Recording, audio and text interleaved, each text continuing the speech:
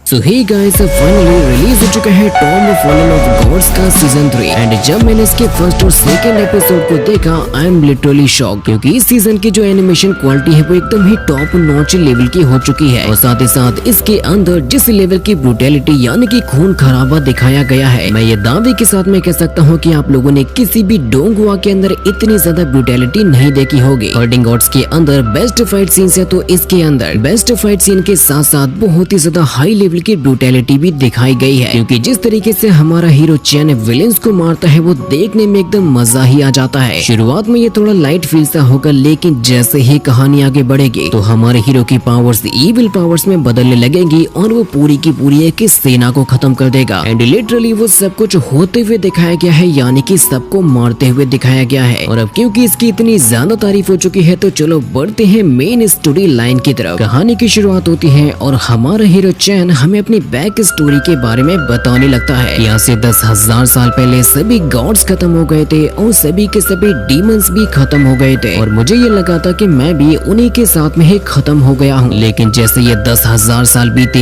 एक टॉम के अंदर से मेरा नया जन्म हुआ। वो माउंटेन्स और रिवर्स आज भी इसी धरती पर ही थे, लेकिन मुझे अपने फ्रेंड्स से कहीं पर भी नजर नहीं आए। पहले के समय में मुझे डांटाई जुबान के द्वारा धोखा दिया गया था, जिसकी वजह से मेरा जो कल्टीवेशन है वो पूरी तरीके से ही खत्म हो चुका था और मैं जिससे प्यार करता था उसको शील कर दिया गया था 100 फ्लावर्स से वैली के अंदर। और इस नई जिंदगी में आने के बाद में डिवाइन डीमन के साथ में मर्ज हो गया और मैं उस सवाल के जवाब को ढूंढने के लिए निकल गया जिसको वहाँ से 10,000 साल पहले दबा दिया गया था। और सफर करते हुए मैं पहुंच चुका था ईस्टर्न चू किंगडम में, जहाँ पर मुझे वहाँ का गार्डियन स्कॉलर भी घोषित कर दिया गया था, जिसकी वजह से मुझे टारगेट बनाया गया ईस्टर्न चू एंड सेंट्रल स्पिरिट के द्वारा। लेकिन फॉर्चुनेटली वो पोजीशन फेल हो गया और मैं बच गया। लेकिन उस एल्डर ने मुझसे ये कहा था कि मुझे सिटी ऑफ फ्रीडम में जाना होगा, जहाँ पर शायद मुझे उन सवालों के जवाब मिल सकते हैं जिनको मैं जानना चाहता हूँ। जिसके बाद फिर मैंने शेनलॉन एकेडमी को ज्वाइन किया था, जहाँ पर मेरी मुलाकात होती है जुआन के वंशज से, जो कि होती है प्रिंसेस। और मैं यहाँ से फिर चला जाता हूँ 100 फ्लावर्स वैली में, जिस जगह पे उसकी लव लाइफ यूजिन को शील किया गया था, जहाँ पर उसने नया जन्म होते हुए देखा। और अब ये नई कहानी शुरू हो जाती है और हमें सबसे पहले नजारा दिखाया जाता है फ्लावर वैली का, जिस जगह पे हम लोग हमारे हीरो चैन को देख पाते हैं, जिसका हमें काफी शानदार लुक भी दिखाया जाता है और ये पता लगता है कि एनिमेशन क्वालिटी कितनी ज्यादा इम्प्रूव हो गई है। और वो यहाँ पर खड़ा हुआ होता है यूजिन की ग्रेव के सामने, जिन स्टोन्स के ऊपर यूजिन का नाम भी लिखा हुआ था और चैन उसी के ऊपर अपना हाथ फेरने लगता है, जिसकी वजह से उसकी आंखों में आंसू आ जाते हैं उस लम्हे को याद करके कि किस तरीके से यूजिन ने उसके ही हाथों में अपना दम तोड़ा था। चैन इतना ज्यादा इमोशनल हो गया था कि उसके हाथ में जो छाता होता है वो भी यहाँ से उड़कर दूर चला जाता है और हमें वो 10,000 साल पहले का नजारा दिखाया जाता है, जहाँ पर चैन के हाथों में होती है यूजिन। लेकिन उसकी हालत बहुत ही ज्यादा खराब होती है, इसीलिए वो कहने लगती है कि चैन तुम्हें तो मुझे ऐसा देखकर दुखी नहीं होना चाहिए, क्योंकि तुम्हें ये अच्छी तरीके से याद होगा कि पहले तुमने मुझसे क्या कहा था। तुमने मुझसे कहा था कि तुम यूजिन यानी कि मुझे जान से मारना चाहते हो। जो बातें सुन सुनकर चैन की तो और भी बुरी हालत हो रही थी। यूजिन कहती है कि अब देखो मैं तुम्हारे दिल के सबसे करीब हूँ, मैंने अपने मास्टर को तो गवा दिया, लेकिन अब मैं तुम्हें किसी भी हाल में गवाना नहीं चाहती। इसका ज्यादा खून बहने की वजह से अब उसकी सांसें थमने लगती हैं और वो कहती है कि देखो चैन यहाँ पर बारिश हो रही है और ये आसमान इतना ज्यादा डार्क कैसे हो गया, जिसकी हालत अब धीरे धीरे करके बिगड़ने लगती है। वो चैन से कहती है कि मेरे एक सवाल का जवाब दो, जब तुम बूढ़े हो जाओगे क्या तब भी तुम मुझे याद रखोगे। जहाँ पर फिर यूजिन ने चैन के हाथों में ही अपना दम तोड़ दिया था, जो आंसू अब प्रेजेंट टाइम में चैन की आंखों से भी निकल रहे थे। वो यूजिन का नाम बुलाते हुए उसको याद कर रहा था और बहुत ही ज्यादा दुखी भी हो रहा था, जिस मोमेंट पर अब उसको ऐसा लगता है जैसे कि छाते को लेकर वहाँ पर यूजिन आ गई हो, जिसे देखकर वो काफी ज्यादा खुश हो गया था। लेकिन ये तो वही छोटी सी बच्ची होती है जिसने यूजिन की जगह पे नया जन्म लिया था और चैन उसे ही यूजिन समझता है। इसीलिए वो कहने लगती है कि बिग ब्रदर आपको इतना ज्यादा दुखी नहीं होना चाहिए। चैन कहता है कि ठीक है मैं दुखी नहीं हूँ, अब मैं तुम्हारे लिए कुछ ढूंढ देता हूँ ताकि तुम कुछ खा सको। जिससे कि वो कहती है कि नहीं देखो मैं अपने खाने के लिए खुद ही कुछ लेकर आई हूँ। चैन कहने लगता है कि कैसा होगा अगर मैं तुम्हें एक अच्छा सा नाम दे दूंगा। जिससे कि वो कहती है कि हाँ बिल्कुल, क्या आप मुझे यूजिन बुलाओगे। जिससे कि चैन कहता है कि आज से मैं तुम्हें बुलाऊंगा चैनजी। जो बात सुनकर चैनजी काफी खुश हो जाती है और कहती है कि अब तो मेरा भी एक नाम है। जिसको इतना ज्यादा खुश देखकर अब दोबारा से चैन की तो आंखें भर आती है, क्योंकि उसे सेम इसी तरीके से यूजिन भी मिली थी और उसको उसी की ही याद आ रही थी। चैन अपने मन में सोचता है कि ये कितनी ज्यादा सिमिलर है यूजिन से। क्या ऐसा हो सकता है कि ये यूजिन का ही रीइंकार्नेशन हो या फिर किसी डिवाइन पावर ने इसको बनाकर मेरे पास में भेजा है। चैन कहता है कि चैंसी, मैं तुम्हें खुश देखकर बहुत ही ज्यादा खुश हूँ। वो अपने मन में ये सोच रहा था कि क्या ये सभी चीजों का अंत है या फिर एक नई शुरुआत। जिसके बाद अब वो अपने हाथ में लिए हुए एक डिवाइन एग को वापस से फ्लावर के अंदर डाल देता है और कहता है कि ये हमारे डॉग के लिए रिकवरी करने के लिए एकदम सबसे अच्छी जगह है। मैं बाद में इसको लेने के लिए आऊंगा। तो चैंसी कहने लगती है कि बिग ब्रदर, अब हम लोग यहाँ से कहाँ पर जाने वाले हैं। तो चैन कहता है कि अब हम लोग यहाँ से कैपिटल सिटी में जाने वाले हैं, जहाँ पर तुम्हारी ही उम्र के तुम्हें काफी सारे बच्चे मिलेंगे जिनके साथ में तुम खेल भी पाओगे। जिससे कि चैंसी कहती है कि हाँ बिग ब्रदर, मुझे वहाँ पर बहुत ही ज्यादा मजा आएगा। चैन कहता है कि आज के बाद से मैं हमेशा ही तुम्हारे साथ में रहूंगा और मैं ये वादा करता हूँ कि मैं कभी भी किसी को तुम्हें हर्ट नहीं करने दूंगा। जिसके बाद फिर ये लोग यहाँ से कैपिटल सिटी में चले जाते हैं और ये किसको ही पता था कि आज ये कैपिटल सिटी किसी के खून से नहाने वाली है। वहीं से जाते हुए हम लोग एक बंदे को देख पाते हैं जिसकी काफी ज्यादा लंबी स्वॉर्ड थी और वो अपने साथी को ये बता रहा था कि बैटल में मैं आसानी के साथ में अपने दुश्मनों को मार पाता हूँ और यही स्वॉर्ड जब चैन के हाथों में आएगी तो वो कत्लेआम मचा देगा। जहाँ से चैंसी गुजरते हुए जाती है और चैन भी साथ में जा रहा था और चैंसी यहाँ पर अब काफी सारी नई नई चीजों को देखती है। इनको देखकर वो सरप्राइज हो रही थी, कुछ चीजों से डर भी रही थी, लेकिन फिर भी उसको यहाँ पर काफी ज्यादा मजा भी आ रहा था ये सब कुछ देखकर, जिसके लिए चैन भी खुश हो रहा था। और फिर तभी चैंसी पहुँच जाती है एक शुगर कैंडी वाले के पास में, जो कि काफी सारी ब्यूटीफुल सी शुगर पेंटिंग्स को रखे हुए होता है। तो चैन यहाँ पर चैंसी को एक ब्यूटीफुल सी बटरफ्लाई को खरीद कर दे देता है जो कि काफी ब्यूटीफुल थी। वो उससे कहता है कि अगर तुम इसको खाओगी तो ये तुम्हें स्वीट भी लगेगी, लेकिन चैंसी कहती है कि नहीं नहीं बिग ब्रदर, सबसे पहले तो आप इसको खाइए। जिससे चैन कहता है कि अब मैं तुम्हें कुछ नए कपड़े भी दिलाऊंगा और ये वो डिसीजन होता है जिसका खामियाजा ये पूरी की पूरी कैपिटल सिटी भुगतने वाली है। चैन काफी अच्छी दुकान पर पहुंच जाता है जिसके एल्डर ये कहने लगते हैं कि मिस्टर चैन, आपने अपनी बच्ची के लिए बहुत ही अच्छे कपड़े चुने, जिनको जब वो पहन के आती है तो वो एकदम ही प्रिंसेस के जैसे लगने लगती है। वो शॉपकीपर कहता है कि आपकी बच्ची तो एकदम ही प्रिंसेस लग रही है, लेकिन उसी मोमेंट पर कोई बाहर की तरफ से दरवाजे में लात मारता है और वहाँ पर खड़ी हुई थी चैंसी, जिसकी वजह से वो नीचे गिर जाती है और उसको चोट भी लग जाती है। चैन तुरंत ही उसको उठाता है और कहता है कि चैंसी, तुम्हें कहीं पर चोट तो नहीं आई। बाहर की तरफ जो बंदा खड़ा हुआ होता है उसका नाम होता है लिटिल मार्कस और वो शॉपकीपर से कहता है कि मैंने जो कपड़े ऑर्डर किए थे क्या तुमने उनको तैयार कर दिया। और मार्कस यहाँ पर अपनी बंदी और दो साथियों के साथ में आया हुआ था जो सारे के सारे इविल लोग होते हैं। और चैन से कहती है कि बिग ब्रदर, मैं एकदम ही ठीक हूँ, लेकिन एक्चुअली में तो उसके घुटने में चोट आ गई थी जो कि दर्द भी हो रहा था, जिसकी वजह से चैन को गुस्सा आता है और वो मार्कस की तरफ देखने लगता है, जिससे कि मार्कस भी गुस्से के साथ में कहता है कि सुन बे, तुम मुझे क्या घूर रहा है। चैन कहता है कि अभी के अभी तुम माफी मांगोगी या फिर मैं तुम्हें मारूंगा। जो बात सुनकर मार्कस की गर्लफ्रेंड कहने लगती है कि सुनो यार, क्यों तुम बेकार में हमारे लॉर्ड के रास्ते का कांटा बन रहे हो, या फिर अगर तुम जीना नहीं चाहते तो बेशक हमसे टकरा सकते हो। जिनकी बातों को सुनकर चैन को और भी ज्यादा गुस्सा आ रहा था और लिटिल मार्कस ये कहने लगता है कि देखो बच्चे, मैं तुम्हें ये बता दूं कि मुझे जिससे माफी मांगनी पड़े ऐसा इस धरती पर कोई पैदा ही नहीं हुआ। मार्कस की गर्लफ्रेंड कहती है कि क्या तुम दोनों ही बच्चों को तुम्हारे माँ बाप ने नहीं सिखाया बड़ों से कैसे बात करते हैं। और मार्कस के दोनों ही साथी अब आगे आने लगे थे, जिनके ऊपर चैन जैसे ही गुस्सा दिखाने की कोशिश करता है तो चैन उसे रोक लेती है और ये कहने लगती है कि सीनियर्स, मुझे माफ कर दीजिए, शायद मैं ही थोड़ा सा केयरलेस हो गई थी जिससे कि मुझे ये चोट लग गई। और वो चैन से कहती है कि बिग ब्रदर, अब हम लोगों को यहाँ से चलना चाहिए। लेकिन ये मार्कस काफी ज्यादा एरोगेंट होता है क्योंकि उसका ईगो जो हर्ट हो चुका था, इसीलिए वो अपनी बंदी को धक्का देते हुए चैन से कहता है कि मैं तुम्हें इतनी आसानी के साथ में तो नहीं जाने दूंगा। इस वजह से चैन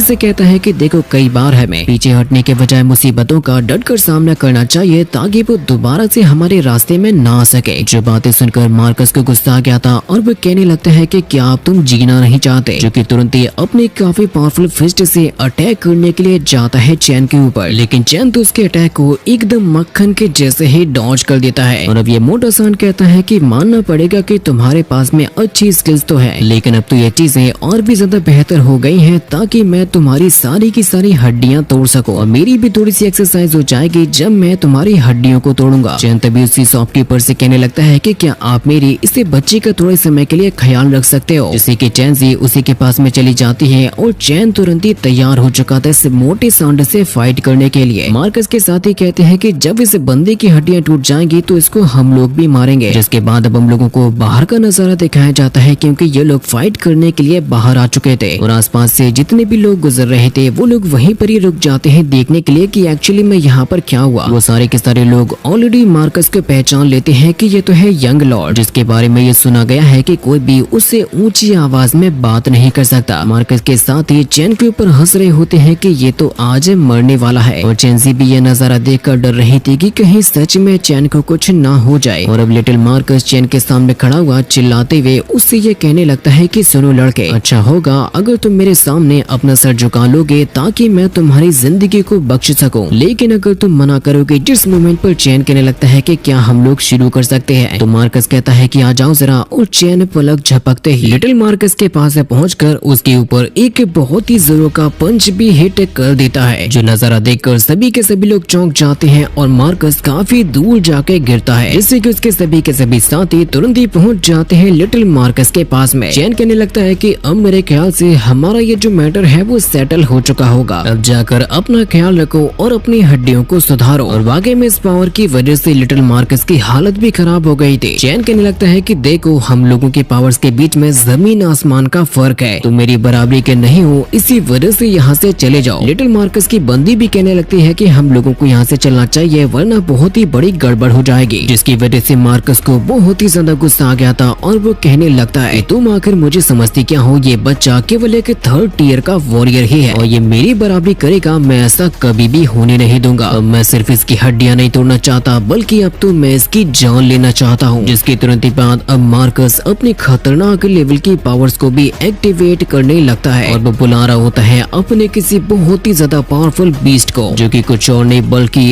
एक्चुअली में होता है काफी ज्यादा खतरनाक ड्रैगन, जिसको देखकर यहाँ पर मौजूद सभी के सभी लोग डरने लगते हैं कि अब पता नहीं क्या होगा, क्योंकि ये ड्रैगन इस किंगडम का one of the greatest creature माना जाता है, जिससे आज तक कोई भी पंगा नहीं ले सका और वो भी इसी कैपिटल सिटी के अंदर एंट्री मारने वाला था चैन का मुकाबला करने के लिए, जिसकी वजह से सभी लोग डर रहे होते हैं। और जैसे ये ड्रैगन अब आ जाता है मार्कस के सामने तो फिर वो हंसते हुए चैन से ये कहने लग जाता है कि आज मैं तुम्हारे टुकड़े टुकड़े कर दूंगा और अपने इस ड्रैगन को खिला दूंगा जो कि काफी समय से भूखा था। और वाकई में उस ड्रैगन की रोर के अंदर इतनी ज्यादा शक्ति होती है कि वो तो आसपास की चीजों को भी उड़ाकर फेंक देता है और चैन को भी उसकी ताकत का अंदाजा हो गया था। तभी फिर मार्कस चैन से ये कहने लग जाता है कि अब मैं तुम्हें इस बात को अच्छे तरीके से सिखाऊंगा कि किसी ड्रैगन नाइट का किसी कल्टीवेटर के पास में होने का मतलब क्या होता है, कि मैं कल्टीवेटर्स के बीच में one of the strongest cultivator हूँ। और इस ड्रैगन नाइट का पावर लेवल वाकई में काफी ज्यादा खतरनाक था। लेकिन तभी फिर चैन यहाँ पर मौजूद सिविलियंस के बारे में सोचने लगता है। वो कहता है कि अगर मैं इस जगह पे फाइट करूंगा तो डेफिनेटली मेरी और इस ड्रैगन की फाइट की वजह से मासूम लोगों की जान खतरे में पड़ जाएगी। चैंसी तो अभी भी उसी शॉपकीपर के पास में होती है, इसी वजह से चैन कहने लगता है कि चलो बकवास बंद करो, हम लोग ये जो सामने वाला प्लाजा है वहाँ पर फाइट करेंगे। जिसके लिए अब उसने तुरंत ही अपनी खतरनाक लेवल की स्वॉर्ड को भी उठा लिया था फाइट करने के लिए। अब वो तुरंत ही जंप लगाते हुए प्लाजा की तरफ जाने लगता है, जिसकी वजह से मार्कस इस ड्रैगन के ऊपर बैठकर तुरंत ही प्लाजा की तरफ ही जाने लगता है। इस फाइट को देखने वाले दर्शक भी उसी तरफ ही पहुंच जाते हैं जहां पर चैंसी भी पहुंच चुकी थी, क्योंकि यहाँ पे इस जगह पे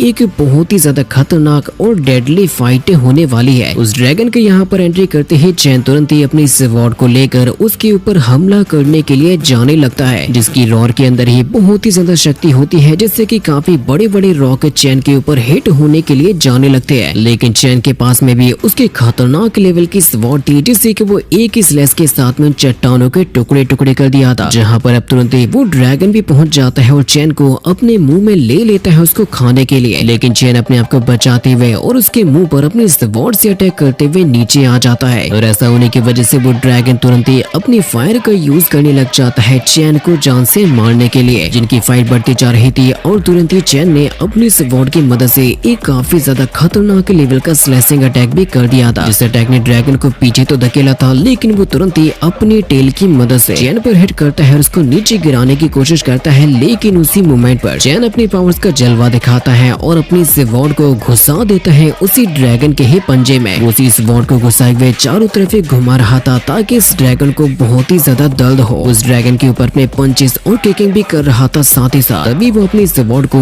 उसके पंजे में घुसाए हुए ऊपर की तरफ ही जाने लगता है, जिसकी वजह से उसने ड्रैगन को और भी ज्यादा खतरनाक तरीके से चीर कर रख दिया था। जिसकी वजह से अब तो ड्रैगन की भी हालत खराब होने लगती है, जो नजारा देखकर मार्कस के भी साथियों के होश उड़ गए थे और फिर तभी मार्कस चिल्लाते हुए ड्रैगन से कहने लग जाता है कि उठो, तुम्हें इतनी जल्दी हार नहीं माननी है, तुम्हें उसको मारना होगा और उसके सर को मेरे लिए काट कर लाना होगा। जैसे कि भी ड्रैगन और भी ज्यादा गुस्से के साथ में उठने लगता है और साथ ही साथ चैन अपनी भी खतरनाक लेवल की पावर्स को एक्टिवेट कर लिया था और ये कहने लगता है इस बार का हमला अब तुम्हारे ऊपर होगा। और वो तेजी के साथ में जैसे ही आगे बढ़ने लगता है तो मार्कस की बंदी ने उस शॉपकीपर को नीचे गिराते हुए छीन लिया होता है चेंजी को। वो उसको पकड़ कर ले जाने लगती है और वो डेफिनेटली उसे नुकसान भी पहुंचाएगी। तो बंदी ये कहने लगते हैं कि मुझे बताओ तो जरा आखिर ये क्यूट सी बच्ची किसकी है, अगर कोई इसको बचाना चाहता है तो उसे मेरी बातों को मानना पड़ेगा। जिससे कि मजबूरन चैन को हमला करने से रुकना पड़ता है और वो देखने लगता है चेंजी को और वो चिल्लाते हुए कहता है कि चेंजी को छोड़ दो, उसका इससे कुछ भी नहीं लेना देना। तो वो बंदी चैन का मजाक उड़ाते हुए कहने लगते हैं कि अरे नहीं, तुमने तो मुझे डरा दिया। लेकिन वो ये नहीं जानती कि ये बंदा उसे कितनी बुरी मौत मारेगा। चैन अब जैसे ही चेंजी को बचाने के लिए आगे बढ़ने लगता है तो वो बंदी चेंजी के गले पर ब्लेड को रखते हुए कहती है कि अगर आगे बढ़ने की कोशिश की तो उसको मैं यहीं पर ही मार दूंगी। वो कहती है कि रुक जाओ जरा और चिंता मत करो, मैं इस बच्ची का अच्छे तरीके से ख्याल रखूंगी, लेकिन अगर तुमने यहाँ पर चालबाजी दिखाने की कोशिश की तो मुझसे मत कहना कि मैंने इस बच्ची को मार दिया। जिसकी वजह से चैन को गुस्सा आ रहा था, लेकिन फिर उसी मोमेंट पर मार्कस आ जाता है अपनी स्वॉर्ड को लेकर, क्योंकि तुरंत ही अपनी स्वॉर्ड की मदद से चैन के ऊपर हमला करने लगता है। लेकिन चैन जैसे उसका मुकाबला करता है तो वो बंदी चेंजी को उसकी गर्दन से पकड़कर उठा लेती है, जिसकी सांस नहीं निकल रही थी और मार्कस लगातार ही हमले पर हमले करते जा रहा था। जिन दोनों की ही फाइट अब और भी ज्यादा खतरनाक होती जा रही थी, क्योंकि मार्कस लगातार ही हमले पर हमले कर रहा था और वो ये कह रहा था कि अब तुम्हें पता चलेगा कि असली ताकत कहते किसको है, और जो एटीट्यूड तुम मुझे दिखा रहे थे अब जरा दोबारा से दिखाओ, क्योंकि तुम्हारी हालत बहुत ही बुरी होने वाली है। लेकिन इस फाइट में चैन का जो पूरा का पूरा ध्यान था वो असल में जा रहा था चेंजी की तरफ, क्योंकि उस बंदी ने चेंजी को गले से पकड़कर उठाया हुआ था, जिसकी वजह से उसकी जान भी जा सकती है। मार्कस ने चैन के ऊपर एक काफी खतरनाक हमला करते हुए उसको पीछे भी धकेल दिया था। वो बंदी चेंजी के गले को तो दबा ही रही थी, साथ ही साथ वो उसको चोटी भी काटने लगती है, कहने लगते हैं कि तुम तो वाकई में काफी दमदार बच्ची हो। उसको और भी ज्यादा दर्द देने लगती है, जिसकी वजह से तो चेंजी रोते हुए चिल्लाने लगती है। और दूसरी तरफ चैन फाइट में फंसा हुआ था और वो चाह कर भी कुछ भी नहीं कर पा रहा था। वो मुकाबला तो कर रहा था लेकिन उसकी हालत और भी ज्यादा खराब होने लगी थी, इसीलिए वो तेजी के साथ में सबसे पहले चेंजी को बचाने के लिए आगे बढ़ने लगता है। इस मोमेंट पर अब तभी अचानक से उसके सामने आ जाता है वो ड्रैगन, जिसके ऊपर मार्कस आता है और वो दोबारा से फाइट करने के लिए तैयार हो चुका था चैन के साथ में। बंदी तभी मार्कस से कहती है कि ये लड़का हमारे लिए फ्यूचर में डेफिनेटली बड़ी प्रॉब्लम क्रिएट करेगा, इसीलिए हम लोगों को आज से किसी भी हालत में यहीं पर ही जान से मारना होगा। मुझे ऐसा लगता है कि ये जो छोटी सी बच्ची है वो उसकी सबसे बड़ी कमजोरी है, क्योंकि ये बंदा इसे बच्ची को बचाने के लिए कुछ भी कर सकता है। ऐसा होगा अगर हम लोग इसे ही जान से मार देंगे तो। जिसने अब तुरंत यहाँ से चेंजी को उठाकर ही फेंक दिया था, जो कि नीचे गिरने वाली थी, लेकिन मार्कस के दूसरे साथी ने उसे पहले ही पकड़ लिया था। यानी कि ये लोग चेंजी को एक एक गेंद समझकर उसके साथ में खेलने लग जाते हैं। ये बंदा भी यहाँ से चेंजी को फेंकते हुए अपने साथी से कहता है कि जरा ठीक से पकड़ना। वो बंदा चेंजी को पकड़ते हुए कहता है कि अरे मैंने तो कैच कर लिया, और ये भी उसको फेंक देता है। यहाँ से वहाँ पर उछलने और गिरने की वजह से अब चेंजी भी लटपटाने लगती है, जिसको जैसे ही चैन ने देखा था तो उसका गुस्सा तो और भी ज्यादा बढ़ चुका था, जिसकी वजह से अब वो तेजी के साथ में उसे बचाने के लिए भी भागने लगता है। लेकिन अभी भी वो ड्रैगन चैन को आगे नहीं बढ़ने दे रहा था, उसको यहाँ से जाने नहीं दे रहा था। ड्रैगन अब तो चैन के ऊपर अपनी फायर की मदद से भी अटैक करने लगता है, ताकि वो चाहकर भी कुछ भी ना कर सके। जहाँ पर अब तो चैन को बहुत ही ज्यादा गुस्सा आ गया था और इस बार वो अटैक करने वाला होता है थंडर स्ट्राइक से। वो चिल्लाते हुए कहता है कि गंदे राक्षस मेरे रास्ते से हट जाओ। लेकिन जब चैन अटैक करने के लिए जा ही रहा था तो उसी मोमेंट पर मार्कस के साथी ने चेंजी को उठाकर फेंक दिया था और चैन से कहा था कि अगर हिम्मत है तो अब इसको बचा लो। और अटैक करते हुए डिस्ट्रैक्शन होने की वजह से वो ड्रैगन अपनी टेल की मदद से चैन के ऊपर इतना ज्यादा खतरनाक अटैक करता है कि वो सीधा ही जाके जमीन से टकरा जाता है, लेकिन चेंजी की आवाज उसको उठा देती है। इसीलिए वो दोबारा से अटैक करने के लिए जाने लगता है और जो बंदा चेंजी को पकड़ने वाला था वो कहता है कि चलो देखता हूँ कि मैं बंद आंखों से उसे पकड़ पाता हूँ या फिर नहीं। वो ड्रैगन अभी भी लगातार अपनी फायर की मदद से चैन पर हमला कर रहा था, जिससे वो अपने आप को बचाते हुए भाग रहा था और चेंजी को पकड़ने के लिए पहुंच ही चुका था। चैन फाइनली चेंजी तक पहुंच ही जाता है उसको पकड़ने के लिए, लेकिन तभी वो ड्रैगन वहां पर पहुंच जाता है और दोबारा से अपने टेल की मदद से चैन पर बहुत ही जोरों का हमला करता है, जो कि जमीन को फाड़ते हुए काफी दूर जाके गिरा था और साथ ही साथ अब तो उसकी बॉडी भी काफी बुरी तरीके से इंजर्ड भी हो गई थी। और वो बंदा जो कि चेंजी को पकड़ने वाला था वो नीचे गिर जाता है, जिसकी वजह से मार्कस की गर्लफ्रेंड चेंजी को हाथ से ही पकड़कर उठा लेती है। चेन से कहते हैं कि जरा देखो तो हम लोग तुम्हारी बच्ची का कितना अच्छे तरीके से ख्याल रख रहे हैं। जिस मोमेंट पर अब चेन के सामने वो ड्रैगन आ जाता है जिसके सिर पर मार्कस बैठा हुआ था। मार्कस कहता है कि देखो सर अपने आप को, तुम तो एकदम भिखारियों के जैसे नजर आ रहे हो। और वाकई में चेन की हालत काफी ज्यादा खराब हो गई थी, जिसकी वजह से उसको ब्लीडिंग भी होने लगी थी। जिसके ऊपर मार्कस हंस रहा था और वो ये कहने लगता है कि अब उस बच्ची को मेरे पास में फेंक दो। तो बंदी कहती है कि मेरे लॉर्ड जरा अच्छे तरीके से उसको पकड़ना। वाकई में उसने चेंजी को घुमाकर फेंक दिया था, जिससे कि मार्कस चेंजी को कैच तो करता है लेकिन वो उसके सिर को पकड़ लेता है जैसे कि वो उसे क्रश करने वाला हो। मार्कस हंसते हुए कहता है कि तुम्हारी ये छोटी छोटी टंगड़ियां कितनी ज्यादा स्वादिष्ट होंगी। अगर मैं तुम्हारी टांगों को काटकर और हाथों को काटकर अपने ड्रैगन को खिला दूंगा तो कैसा रहेगा। जिसकी बातों को सुनकर चेन को गुस्सा आ रहा था और वो उठने भी लगता है। मार्कस कहता है कि कहीं ऐसा ना हो कि तुम मेरे ड्रैगन के केवल दांतों में ही फंसी रह जाओ। जिस मोमेंट पर अब तभी चैन उठते हुए ये कहने लगता है कि मुझे फर्क नहीं पड़ता कि तुम लोग कौन हो और कौन सी फैमिली से या कौन से बैकग्राउंड से आते हो, मुझे कुछ भी फर्क नहीं पड़ता। लेकिन अब मैं इस बात की कसम खाता हूँ कि तुम में से एक भी आज यहाँ से जिंदा बच के तो नहीं जाएगा। जिसकी बातों को सुनकर मार्कस और उसके साथी हंस रहे थे कि आखिर ये टूटी हड्डियों वाला बंदा उनका क्या ही उखाड़ लेगा। जिसकी वजह से अब तो उसका गुस्सा और भी ज्यादा बढ़ने लगता है कि तुम सभी के सभी मेरे ही हाथों से मरोगे। जिसकी वजह से वो बंदी ये कहने लग जाती है कि हम तीनों के तीनों हाई लेवल के वॉरियर्स हैं और अगर लॉर्ड मार्कस की ताकत को भी मिला दे तो तुम चुटकी बजाते ही खत्म हो जाओगे। जिसकी वजह से अब चेन अपनी खतरनाक लेवल की पावर्स को एक्टिवेट करते हुए कहने लगता है कि तुम लोग अब मरने वाले हो। जो कि वाकई में अब यहाँ पर अपनी डेडली पावर्स को एक्टिवेट करने लगा था, जिस पावर के साथ में अब वो तुरंत ही बिजली की रफ्तार से आगे बढ़ने लगता है मार्कस की तरफ। यहाँ पर अब वो तुरंत ही समन कर चुका था अपने काफी ज्यादा पावरफुल स्लैशिंग अटैक को, जो कि डेफिनेटली इतना ज्यादा पावरफुल अटैक होता है कि वो मार्कस को खत्म कर सकता था। लेकिन अब मार्कस चेन से कहने लग जाता है कि जरा संभाल के हमला करना, क्योंकि तुम्हारा जो अटैक है वो इसे बच्ची से आकर टकराएगा। जिसे देखकर चेन ने अपने अटैक की डायरेक्शन बदल दी थी, जो कि टकराता है एक ही बिल्डिंग से, जिसने उस बिल्डिंग को एक ही झटके के साथ में तबाह भी कर दिया था। और मार्कस अपने स्लैशिंग अटैक से चेन को बहुत ही बुरी तरीके से इंजर्ड करते हुए नीचे गिरा देता है, जिसे चेन से केवल चिल्लाती रह जाती है। लेकिन अभी भी चेन हार मानने वाला नहीं था, इसीलिए मार्कस कहता है कि क्या तुम अभी भी मुझसे फाइट करना चाहते हो, जो कि उसी ड्रैगन को उड़ाकर और चेंजी को लेकर आसमान में चला जाता है। मार्कस चिल्लाते हुए कहता है कि अगर तुमने दोबारा से मेरे अटैक को डॉज किया तो मैं इस बच्चे के सिर को कुचल के रख दूंगा। चलो अब देखते हैं कि आखिर तुम क्या करने वाले हो मेरे अटैक के सामने। इसका ड्रैगन अपने पावर्स को बढ़ाते हुए अब सीधा ही टकराने के लिए जा रहा था चेन से, और चेन अब तो चाहकर भी उसके द्वारा किए जाने वाले हमले को नहीं रोक पाएगा। उसकी बॉडी से खून निकल रहा था, फिर भी वो कहता है कि अब मैं तुम्हारे हमले का सामना नहीं करूंगा, जिसकी वजह से उसने अपनी स्वॉर्ड को भी डाल दिया था। और मार्कस चेंजी को पकड़े हुए बहुत ही जोरों के साथ में हंसते हुए ड्रैगन के ऊपर बैठा हुआ ड्रैगन के पंजे की मदद से चैन को नीचे घसीटते हुए उसको कुचलते हुए आगे ले जाता है। यहाँ तक कि वो ड्रैगन तो उसे उठाकर जमीन से मार देता है, जिससे कि धरती भी फट जाती है। आसपास के सिविलियंस भी वहाँ पर खड़े नहीं रह पाते इस सिंगल अटैक की वजह से। चेंजी की आंखों से आंसुओं की धारा बह रही थी, लेकिन आखिर वो क्या ही कर सकती है। उसे इस बात का बुरा लग रहा था कि ये सब कुछ उसी की वजह से हुआ, और जो चैन होता है उसी ड्रैगन के पैरों के नीचे दबा हुआ था। वो अब चाहकर भी कुछ भी नहीं कर पाएगा, वो इनका मुकाबला भी नहीं करेगा, वरना ये लोग चेंजी को मार देंगे। मार्कस हंसते हुए अब कहने लगता है कि मैं तुम्हें इतना ज्यादा टॉर्चर करूंगा जब तक कि तुम मर नहीं जाते। तुम्हारी आखिर हिम्मत भी कैसे हुई थी मेरा मुकाबला करने की, मुझसे फाइट करने की। जो कि अब चैन को दबा रहा था और उसके कल्टीवेशन को भी डिस्ट्रॉय कर रहा था, जिस पर मार्कस और उसके तीनों ही साथी हंस रहे थे कि देखो इसकी कैसी हालत हो गई है। और वाकई में चैन इस सिचुएशन में इतना ज्यादा लाचार हो चुका था कि उसे कुछ भी समझ में नहीं आ रहा था कि आखिर वो क्या करे। अब तो चैन की भी सांसें थमने लगती हैं और वो अपने आप से एक सवाल पूछता है कि क्या यही अंत है। जिसके बाद फिर हमें चैन के ही स्पिरिचुअल वर्ल्ड को दिखाया जाता है, जहाँ पर वो बहुत ही ज्यादा लाचार फील कर रहा था। जिसकी इविल पर्सनैलिटी जो कि हमेशा उसके साथ में रहता है, वो तभी उससे कहने लग जाता है कि देखो तो तुम दोबारा से वैसे ही सिचुएशन में फंस गए हो। मुझे ये बताओ जरा कि लास्ट टाइम तुम्हें कब इतना ज्यादा पावरलेस फील हुआ था, कब तुम्हें ऐसा लगा था कि तुम्हें अपनों को बचाना है लेकिन तुम वहाँ पर कुछ भी नहीं कर पाए थे। जैसे कि चैन को वो मोमेंट याद आने लगता है जब यूजिन उसके हाथों में थी और वो चाहकर भी यूजिन को बचा नहीं पाया था, और आज से सेम वैसे ही सिचुएशन आ चुकी है कि यूजिन ने रीइंकार्नेशन किया और उसके भी रूप की जान अब खतरे में आ गई है। इविल पर्सनैलिटी चैन से कहती है कि हाँ, तुमने एकदम सही कहा, उस वक्त भी यूजिन की जान तुम्हारी ही वजह से गई थी। अगर उस वक्त तुम यूजिन को अपने साथ में नहीं लाए होते तो उसकी तो जान नहीं जाती, यानी कि यूजिन की जो जान है वो तुम्हारी वजह से गई थी। और आज तुम उसी तरीके से अगर चैंसी को 100 फ्लावर वैली से बाहर निकाल कर नहीं लाते तो ऐसा कुछ भी नहीं होता और उसकी जान जाने की नौबत भी नहीं आती। तुम हमेशा ऐसा करते हो, जो कोई भी तुम्हें सबसे प्यारा होता है तुम्हारी ही वजह से उनकी जान खतरे में आती है, फिर चाहे वो यूजिन हो फिर चाहे वो चैंसी हो। और ये चैन के ऊपर बहुत ही जोरों से हंस रहा था कि तुम सच में कुछ भी नहीं कर सकते, तुम लाचार हो। वो कहता है कि अगर तुमने शुरुआत में ही उन लोगों को मार दिया होता तो वो कभी भी चैंसी को पकड़ नहीं पाते और उसकी ऐसी हालत भी नहीं होती। सुनो जरा, आज से 10,000 साल पहले तुम भी ये जानते हो कि तुम्हारी वजह से यूजिन मारी गई थी। अब क्या तुम मुझे ये बताओगे कि 10,000 साल बाद क्या तुम्हारी ही वजह से अब चैंसी की भी जान जाएगी? जो चीजें अब चैन के दिमाग में चलने लगती है कि नहीं, मैं ऐसा नहीं होने दूंगा। यूजिन के साथ में जो हुआ, लेकिन अब मैं चैंसी को नहीं मरने दूंगा। इसीलिए वो कहता है कि उठो चैनान, अपने कल्टीवेशन को रिवर्स करो और ऐसा करने की वजह से तुम्हारी जो ग्रेटफुल पावर्स है वो वापस आ जाएंगे। और ऐसा करने की वजह से अब चैन की जंजीरें टूट जाती हैं और इसकी